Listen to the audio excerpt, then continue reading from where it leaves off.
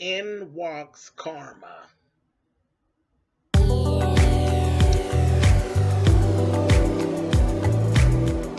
I'm like, come on through, Cookie. I'm going up on my soapbox. That's basically it.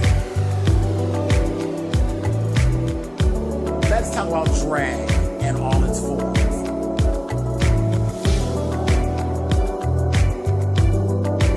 What, Cookie?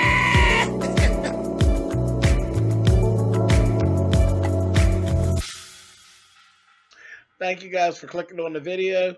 This is actually going to be my review for Love and Hip Hop New York.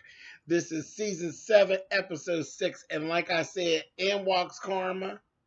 Literally, we're sitting here. Rich Dollars is sitting there. He's going back and forth with his girl Jade. And when I tell you Karma walked in the room in a big way, it was terrible.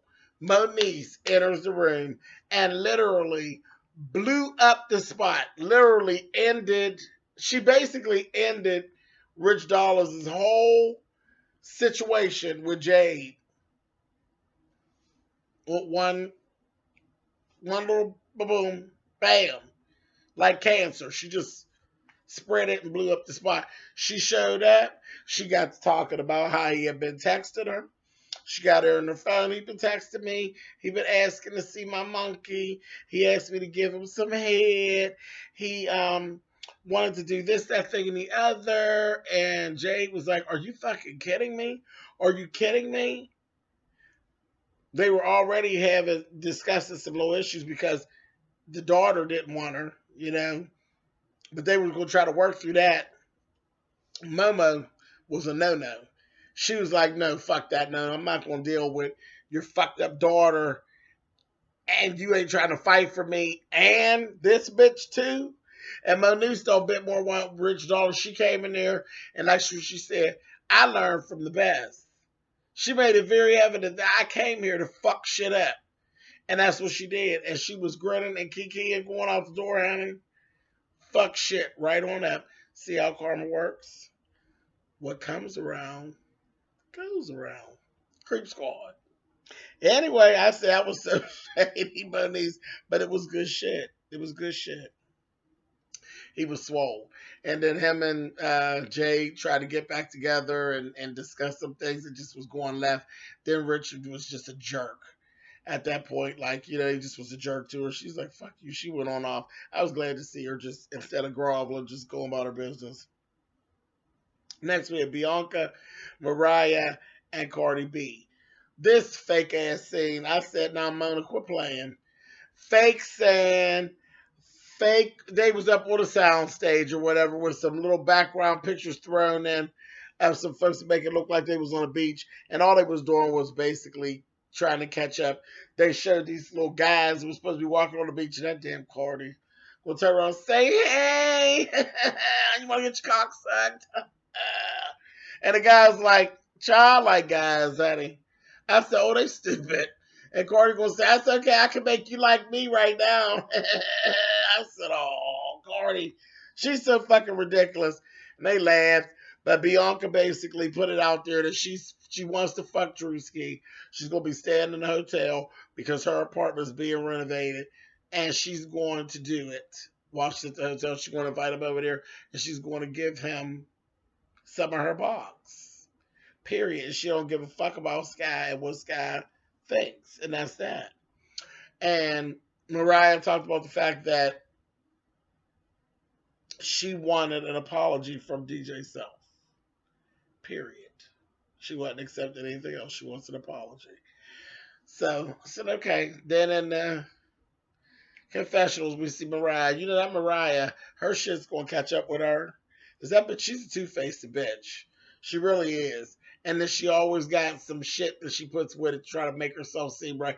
You're a fucking two-faced, stinking, gutter bucket bitch is what you are. She politely took her ass and told Sky what Bianca's plans were. But you first with Bianca, right? I understand you first with Sky too, but you were so much first with Bianca that you would have smacked Sky. That's what you said an episode or two ago. Bitch, you just ain't loyal to nobody. This hoe ain't loyal. She ain't nothing but old trick. Fine for some more camera time. She gonna fuck around and get her ass whooped. But anyway, she goes to tell Sky. Of course, Drewski falls for the bullshit, goes down to see Bianca. She's bitches walk around with nothing but some drawers and a bra on and carried on. He goes in there still playing like he innocent. She kissed him all in the mouth and shit. And Sky come right up to the door, honey, and knocks on the door. And then they get to going back and forth and arguing and carrying on. So now they got a big issue. At the end of the episode, Sky decides she gonna come down to Bianca's a show Bianca did and approach Bianca because she ain't have time to talk to Bianca that night. She's too busy arguing with albino boy. I said, Lord have mercy. She gonna go and her and Bianca's going back and forth. And I kind of was like, Bianca, this is not a good look because you looking desperate and trampy. But whatever, do you. And Sky gonna say, you ain't nothing but a fucking bird, bitch. And she pulled a piece of motherfucking white bread out of her fucking teddy and threw it at her. Mona, your people are getting really weird, honey. You riding around town, honey, with yeast in your teddy, honey, throwing it at people. What's really going on, honey? White bread in the tit. Okay. And Bianca's whole approach was so childish, it was given more like nanny nanny boo boo. Fuck you, bitch. Fuck you, bitch. Fuck you, bitch. Yeah, I'm gonna fuck your man, bitch. Who cares? I was like, okay. I don't know how much more of that I could take, but okay. Ridiculous. Snoop. Snoop and goes home, and she meets up with Denise, which is her godmom. And I kept looking at Denise, and I'm like, looks like a tranny. She looks like a tranny. But she may not be. I got to look at her some more. She may not be a tranny, but if she's not a tranny, she's in a really, really made up whore. She's really too made up and then had too much work done on her face. But I believe she's a tranny. Pretty tranny. They get better. She's pretty. But she's like a godmother to Snoop. Snoop gets to telling her whole story about how she wasn't supposed to live past, like, I think 6 days, and how her foster mother took her. She called her mama. How mama, came and took care of her, and, she took that baby and made that baby grow and eat and all of that, and she did. She healing hands on her. Spoke very, very highly of her foster mother. She was very busy at the time that the foster mother had gotten sick, and the foster mother ended up being shipped off to like a hospice or whatever. And that's when Snoop broke down and stuff. And I said, wow, I think we actually got to see Felicia Pearson for the first time, and it was some real emotion that she was actually putting out. So I was like, okay, here we go. And you don't see this very often on Love and Hip Hop, but there was an actual reality scene there. She felt really bad about the fact that she didn't know the seriousness of everything. She was away working, and they lived in Baltimore because they're from Baltimore, but they just shipped Mama all the way. She's in Pennsylvania. She in my state. Buried. She's buried in Pennsylvania. And Snoop's like, as long as I live, I'm going to get it done. I don't give a fuck what it takes. I'm going to have it done. I'm going to have Mama move from Pennsylvania back to Baltimore, bring her back home. We can't even go to the gravesite and see her and stuff. We don't even know where she's at. So we're going to get her and move her back. And I said, nah, and she should do that because I think that would ease her heart some for what it was. And Denise was basically telling her, you don't blame yourself. Shit happens. And that's what she said. She said, I knew the day she died. She said, she came to me. It was like eerie. But, people have those experiences. She said that the day that mama died, she said she came and sat on my bed. She sat on the end of my bed. And that's what Denise told her. She said she did that because you had already done everything. She was pleased with you. Whatever it is that you did was pleasing to her. She wasn't feeling no kind of way about nothing that you didn't do, and that's why that happens like that. So that was a really rough scene. I said, wow, wow, that's some, some reality TV for that ass. I said, okay. Um, and she cried, and the whole, like I said, I think we actually got to see the Felicia Pearson for a change instead of that hard, that hard lesbian facade that she has going on. And it's like, child, you ain't, whatever. It was cool. It was cool. Um, yeah, it was cool because I don't really pay her much attention because I think the way the character she plays is just ridiculous. It's like, child, nobody's that damn hard. So it kind of gave her character a soul to me. It was good to see. I mean, I didn't like to see her sad, but it was good to see. I feel differently about her now. I think I might like her a little bit. She all right, but she come back and they talked about Jay and how Jay was behaving and that kind of thing. And we see she listens to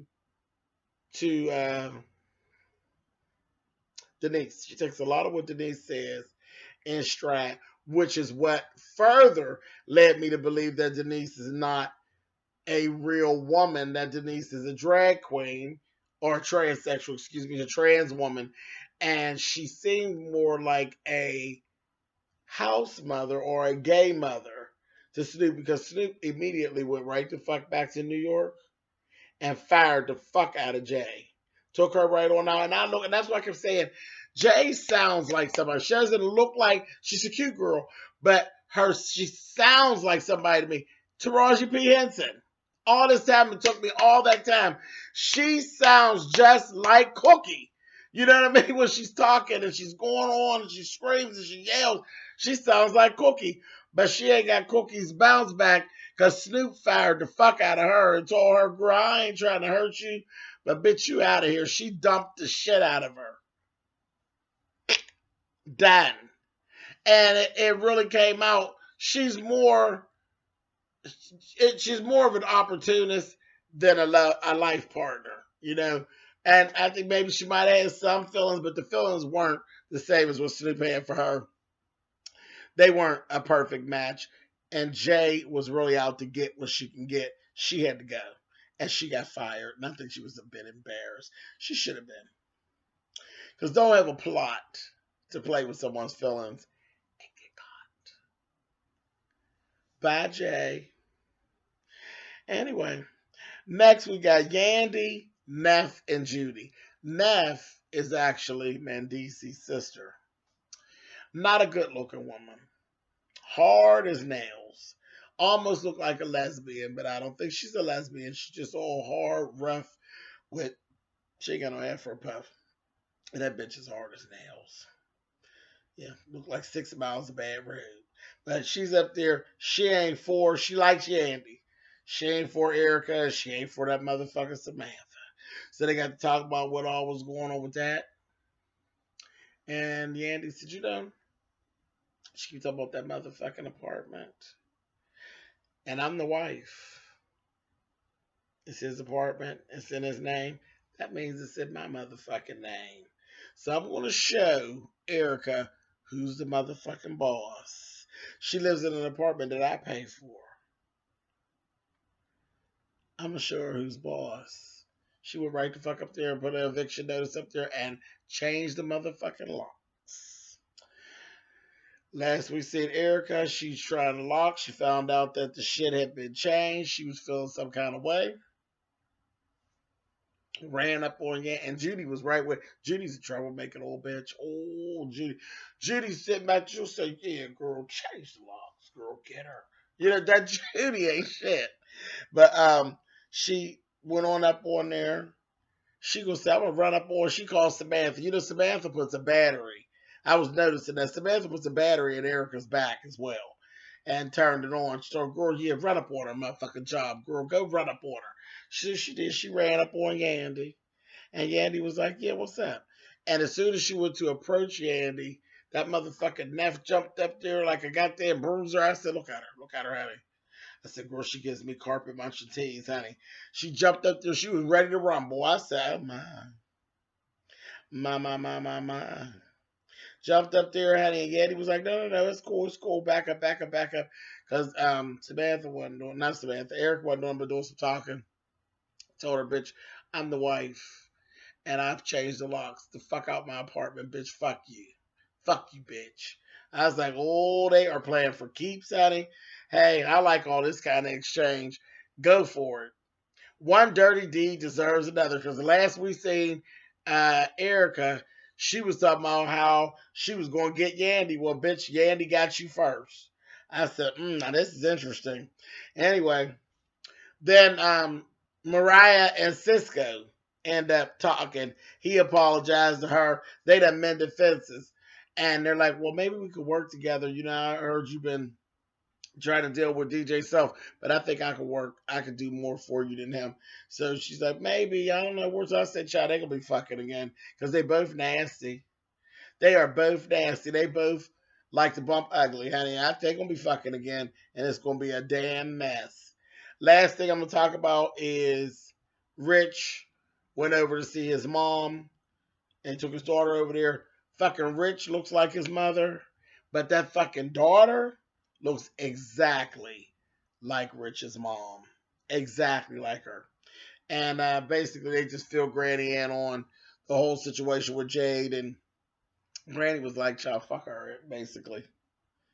Basically, like she wasn't right, child. She's too young, and oh well, fuck her. You didn't like her, girl? All right, cool, fuck her. I was like, okay. And that was basically it. It was wasn't all that eventful, but it was cool. It was cool. And I'll catch up with y'all next week. Peace.